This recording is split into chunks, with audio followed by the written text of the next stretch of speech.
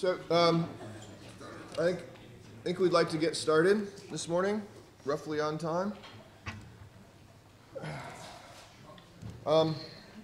Okay, so today we're going to have about 15 minutes of just straight up Q&A, and then Jeff's gonna give a couple of talks, one on tools for filtering error correction and things, and then a bit about some imputation work that's been done recently at Cornell. We're going to have morning tea, and then we're going to do the hands-on demo and exercise. The one thing that that's not really going to work the way I would hope is that I'm not going to be able to show you on the screen what you need to type. It's going to make it a little bit difficult. I'm going to have some slides up related to what you're going to type, but I won't have the exact screen. So we'll bop around the room and make sure everything's good. And those of you that are more computer savvy than others can help the others.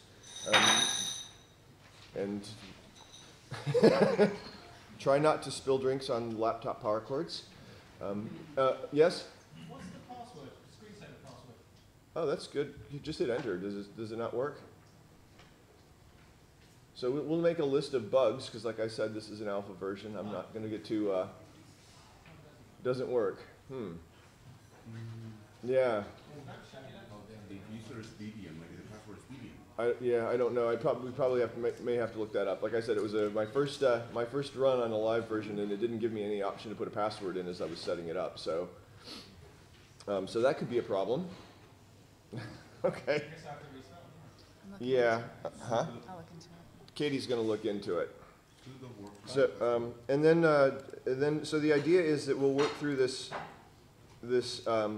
demo, right? And then that'll produce a data set that we can then pull into Tassel and do a few things.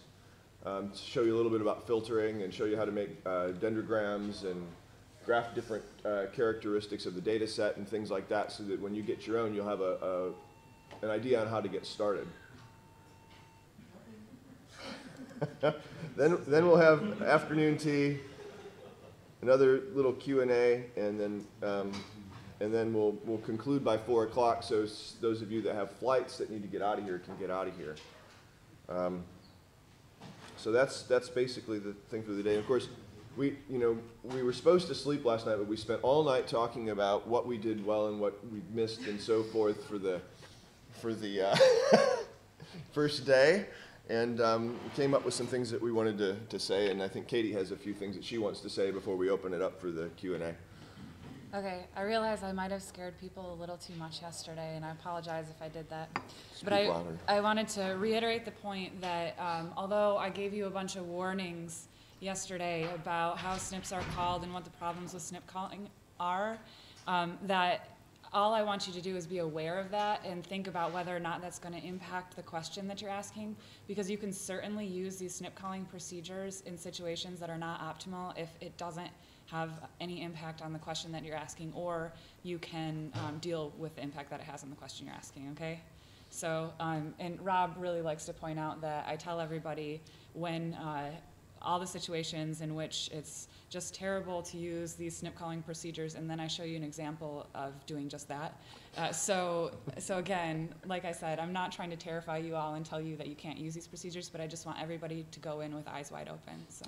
I think that goes to one of the big messages that we would like to get across at the workshop, which is, plan ahead, have a plan. That's the thing. That goes before you even put any piece of tissue on in a plate to do extractions. Have a thorough plan from start to finish, what you expect, and of course you'll have to modify it as you go. That's what science is about.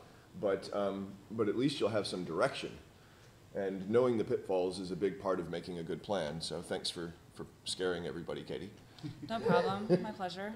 Okay, Jeff, did you have any comments that you'd like to make? Well, I'd just comment a little further on that note that you might still, since GBS is not that expensive depending on your budget, you might still do a pilot study, but a well-planned pilot study is going to be better, something that actually answers the questions you need to ask. You also need to do a lot of figuring out what your expectations are, back of the envelope calculations, and I'll show you some examples in my talk here, the way that Ed Buckler thinks about things.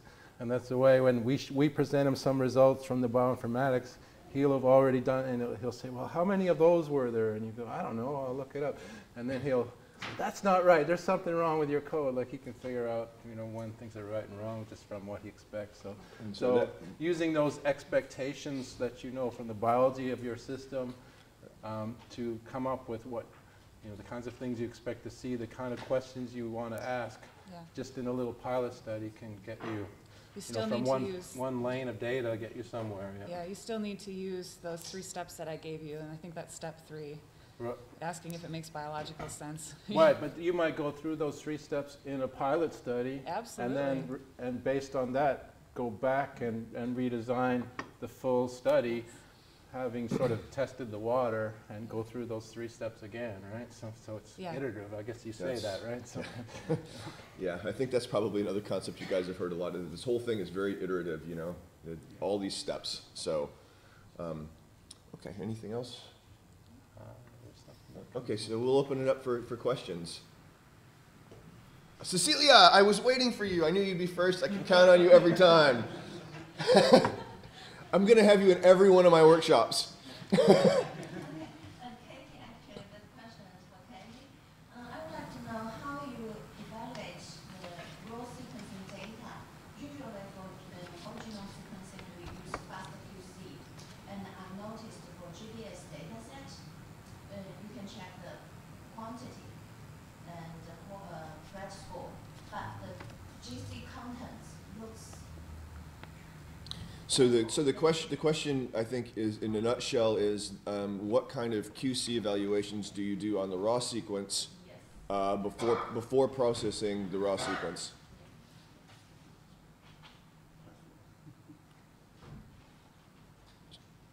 That's to you. Oh, I wasn't paying attention. I was trying to fix our password problem, sorry.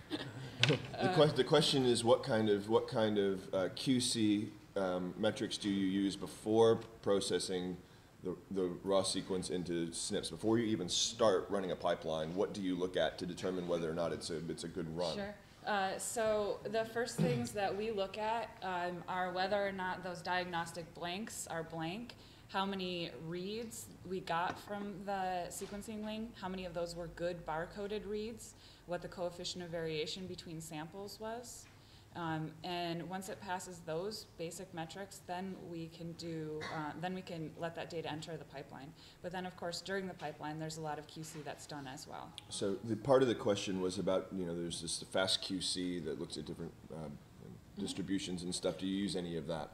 I do use that especially when we see problems like we have, let's say we have 200 million reads in the lane, but only half of those are good barcoded reads. Then I do a little bit more digging to try and see what happened. And FastQC can be a really good tool because it can tell you, for example, that you had really low quality in base 5. For us, sometimes we see, for whatever reason, on the machine, there was a high rate of ends at cycle 5, and it was a technical error on the machine, but unfortunately that puts it right in the middle of our barcode, which makes it almost unusable for us. So what you're saying is you've got these series of steps, like the CV, the blanks in the right space, you get the right, an expected number of reads per sample. If that's good, it's generally good.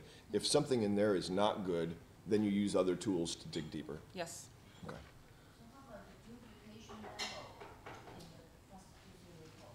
Sometimes I see the good sign, not this, but sometimes it's The duplication level? yeah. So can you get that from Adapter Dimer? Probably. Yeah, it's not something I generally look at a lot. We know, because we're using this sequence data for a very specific purpose, we've built a lot of filters directly into the pipeline. So as long as our basic QC metrics are met, we already know we're going to be throwing out some data during the pipeline. And if you've got highly repetitive stuff or something that's causing you to see that's overrepresented in your library, we have methods of dealing with that in the pipeline itself. Okay. Other questions? Bill? Just curious about the requirement for only one polymorphism in the 64 base pair tag.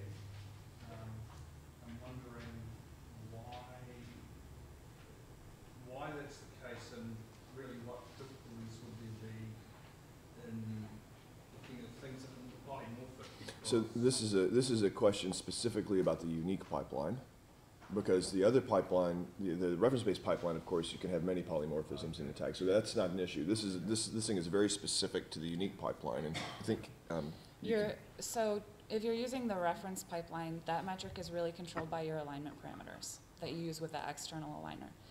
But if you're using the unique non-reference pipeline, specifically the one that Fei Lu created for Switchgrass, that's the restriction, and that's simply the way that it is. It doesn't mean that there are not other ways to do that, but that's the way it's implemented in that particular pipeline.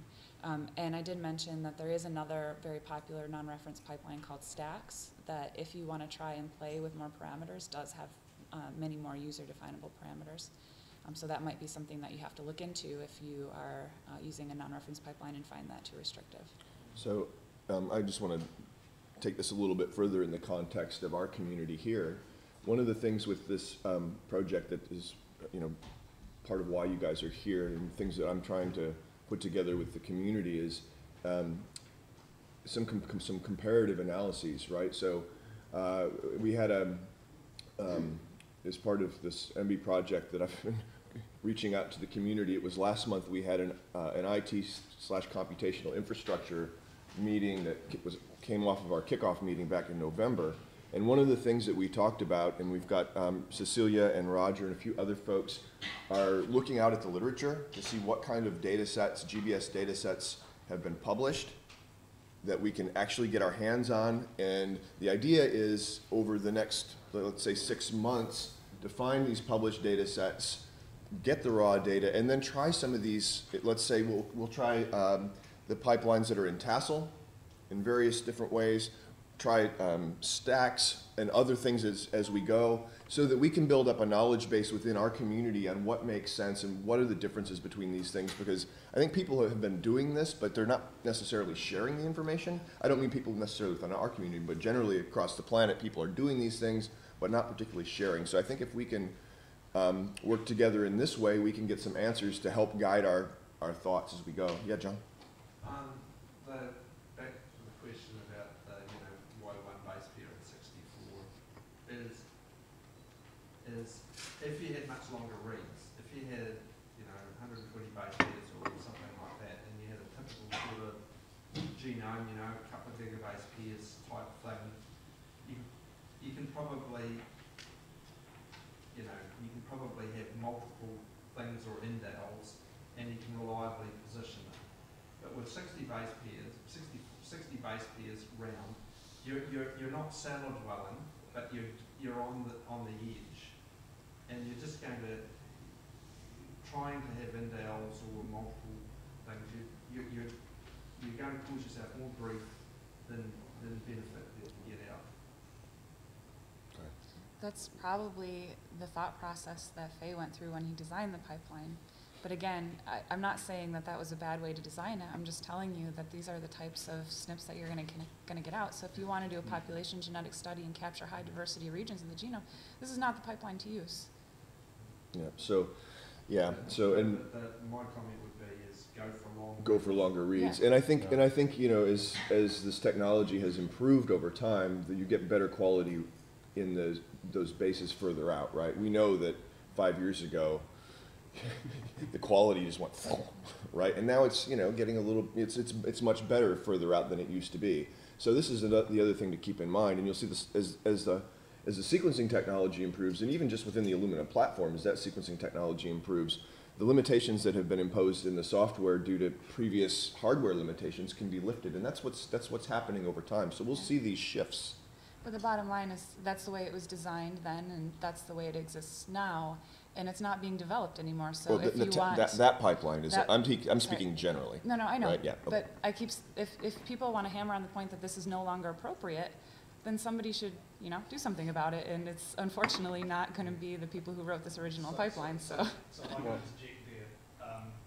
My question to Rob would be in the NDIE. Yeah, program, within our is context, yeah. Is this something that could be considered? I'm just aware that the New Zealand context is full of outcrosses with all sorts of ploidies and things like that, and we have to deal with the genomes that we've got, That's right. and full of presence absence Absolutely. So in this in this specific context, we have a couple of choices, right? We could design something from scratch, which is never my first choice, because if you think about how remember we went through the pipelines, the different pipelines yesterday. There's some of these steps that are just going to be in common no matter what we do. So and there's software that's already there.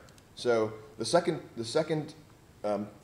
another possibility would be to, you know, hook up with the folks that are writing Tassel and provide new plugins or so on. And that's something that if you follow the Tassel Google group, especially lately, Ed has been saying, well, you know, if you want to write a plugin and contribute the code, that's cool, right? He's been encouraging people to do that. Now, that said, Tassel is very much a moving target. You know, we've been talking about 3 different versions and all this stuff. So it's kind of interesting to try to keep up. So, but I think the second choice is if, as a community, we can get a few folks that can program Java and get them familiar with that code base, and you know, identify the specific needs we have here in our context.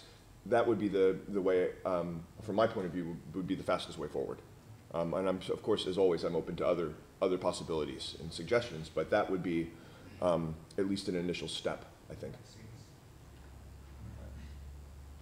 And I actually have a slide from Ed, you know, encouraging people to contribute as coders to Tassel. We're looking for that. We're moving forward mostly with Tassel 5. Tassel 3 and 4 are basically shut down for development from us unless there's a serious bug we need to fix.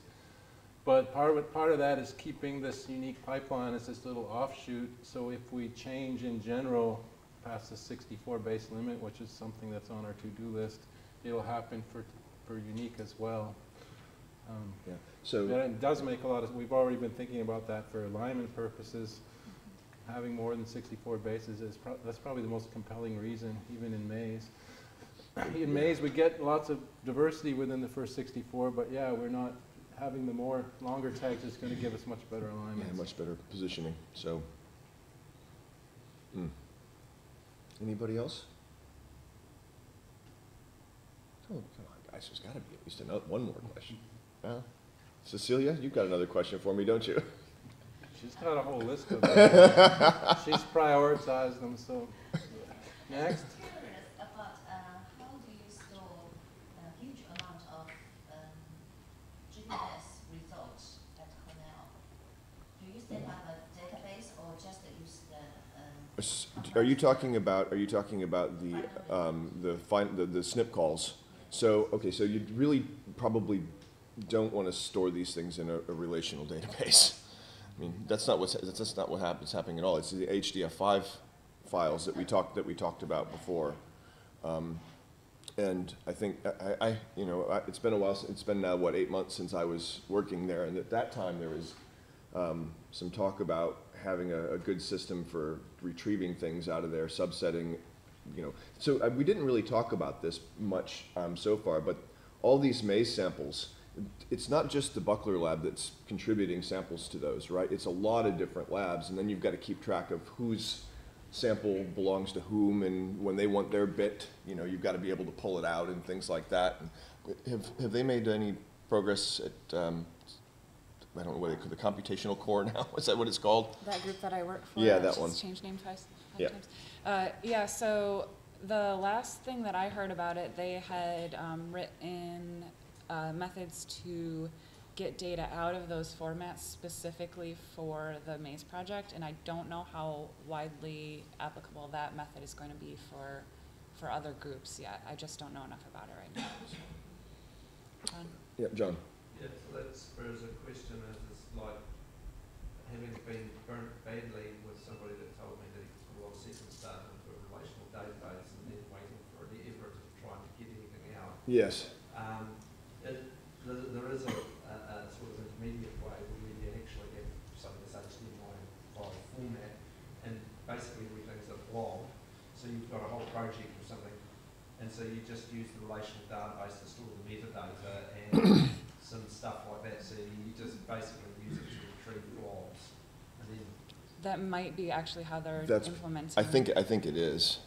Yeah, so because the data files themselves are so large, you don't stuff them into a relational database and expect to get them out quickly or reliably. So yeah, I think this strategy that you're talking about is storing the metadata in a relational database, which is a much smaller subset that describes what you have in an HDF5 file is a very, very reasonable strategy that we can think about. And again, not all of you have attended the kickoff meeting or in some of these other things, but really what we're trying to do in the larger context of this project is to leverage the resources that exist and work together so we can build a common platform for New Zealand that makes sense in our context, and that people from different institutions, we're all using kind of the same tools, and we work together to build them in a way that is kind of hopefully more efficient and effective. So that's part of the goal of this MB project that we have. So, any other comments? Yes? Just a question. So I'm interested in small organisms, haploid organisms. Yes. I'm wondering whether there's any other restriction enzymes among the three that you have indicated that could be used or have been used for smaller organisms. So, Are you aware of that? So we haven't used them at IGD, but it doesn't mean that they haven't been used, and it doesn't mean that they can't be used. And maybe while you guys are digging through the literature, you might come upon an example of somebody that's done that. But the technology is based on restriction enzymes, but it's not based on those 3 restriction enzymes. So certainly it can be adapted. So I've had that website up the other day that where the barcoded GBS adapters, where you can go get some, and it has a drop-down list of all these different enzymes. And it's been probably a year ago since Thomas sent me he summarizes, he keeps in a report of what people have done, right? This is just to get an idea. And it's not just those 3 enzymes that people are ordering things for. It's heaps of different enzymes, right? So, and this actually leads on to this question of, well, how do I decide which one, right? Because you don't want to order a 96 set, right? So I'll just give you one way of getting at this. It's not expensive to order one barcoded adapter, right? That's pretty inexpensive, and the reagents to do an experiment. And of course, you would do the titration experiment first to see if it looks, spiky and probably not worth doing. But once you find one that, okay, the profile looks good, you can work with your sequencing provider in such a way that they can do these spiking experiments into the control lane at a rate of about 1% or less. And then you can bioinformatically fish out just those barcoded GBS reads from the control lane, right? And then you've got yourself a little pilot study that's not really expensive. It gives you a way to get some information, right? And then that'll help you make better choices. So it's, this incremental thing. And then, if you with your particular situation find something that works really good, well, tell people about it, right? so that they don't have to go through the same process. And you can contact the people who are developing Castle and ask them to add the enzyme. Yeah, that's right. Yeah, actually, that's this guy right here. He's the guy that adds the enzymes. So you. And as long as I'm in the office, not out of the country or something like that, I usually will add it within a week, and then a new build of Tassel gets posted every week. So right now there's 15 single restriction enzymes in there, and another 15 dual 2 enzyme combinations that Tassel can handle. Speaking of enzymes, does Tassel 5 support more than one enzyme in the same place? More than one enzyme in the same place. Yeah, you mean if you're processing a single FASTQ file with multiple enzymes? Yes, so the key file has this You could barcode goes with this enzyme, this barcode goes with this enzyme. Yeah, so if you're using 2 different enzymes, presumably those are 2 different projects. Yes. Okay, yeah, you can do that, and you can do that at the level of the key file. So you would use a key file just with the portion of the data that corresponds to one project, presumably being one But enzyme. then you're fitting in the same FASTQ file, right? Yes? Yes, but you could do 2. You'd have to do 2 You have to separate do it analyses, twice. because the analysis does one enzyme at a time. But you could have an overall key file for the lane with the 2 data, and then you could split it into the. But then don't be That's- alarmed when you say, I only got less than 50% good barcoded reads from this lane of data, Yeah. because that's what you expect. So in my case. let's just to make this really, really clear, because So we talked about the key file yesterday, right? And it has the information on the lane, the flow cell, the lane, the barcode, the sample, but it also has a column for enzyme, right? Okay, so all that information is necessary, but you'll only, when you run the pipeline, it'll only process what's things that are in that key file, right? So if you know you have, well, sometimes happens a mess up in the lab, you remove those lines from the key file and it will ignore those things, right? So this gives in the question that Roger's asking, he says, well, what if you have a plate with 2 different enzymes? Well, you take that key file, the master one, and you split it into 2 bits, one with enzyme X and one with enzyme Y. And when you run it with enzyme X, it'll ignore all the enzyme Y stuff in that lane. Does that make sense? So this is a way of kind of managing kind of these kinds of questions. But then- You were talking about payloads, that could be a way to test several enzymes. Well, but But okay, be so that brings careful. up another thing, and we haven't really discussed it heavily. But the barcodes are designed in sets, right? I talked to you guys yesterday about how when we do design barcodes, we have to move the cut side around and we have to balance the bases. Well, the only way you can do that is operating in a whole set, right? So a set of 96, when you design those, it takes into consideration the entirety of the set. And if you put, if you were to take two of those out, and because you say, oh, I want higher coverage, I'm going to just use 2, the run is going to fail because you don't have the complexity that's in 2 barcodes that's represented in the entire set. Does that make sense? So if you then do like Roger's saying, and you say, well, I'm going to use 2 different enzymes, well, you better make sure that each of those sets is balanced independently, and then when you mix them, you're okay. So you could do it, for example, you've got 2 different sets of barcodes of 96. Well, if you want less coverage or to do a pilot study, you could do 95, because we've got the blank. Don't ever forget about the blank. So it's 95 samples of each. Combine those and run it, right, as a 1 lane, and then separate it out. Because if each of them is balanced independently, when you mix them, they'll be fine. But these are the kinds of technical considerations that you need to make. And understanding that these things operate as a set so that the sequencing technology works properly is really, really important. I have to balance taking into account the cut side as well. That's Yes, right. it does. Not just the barcode. That's No, one- no, that's why it modulates. But that's one of the big constraints on the Yeah. whole. yes. Question for Jeff, just going back to the adding new enzymes. Yes. Jeff, do you have the new enzymes or the enzymes, do you have them just in the configuration file or are you hard coding them? In which case, is there a way, if the latter is the case, is there a way to create a module to actually do that to allow people to do it themselves? Or alternatively, creating a patch script that people can just. I'm going to repeat the question so that it be heard all the way around. So basically the question is the enzyme information hard coded? If it is, could there be a module created to let other people add enzymes, or a tutorial to help yourself? Yeah. The answer is yes and no. Yes, it's hard coded, and no, there's no module like that. I guess I've kind of retained control. The thought was we could have people like add an enzyme name or something, and or add the information they need.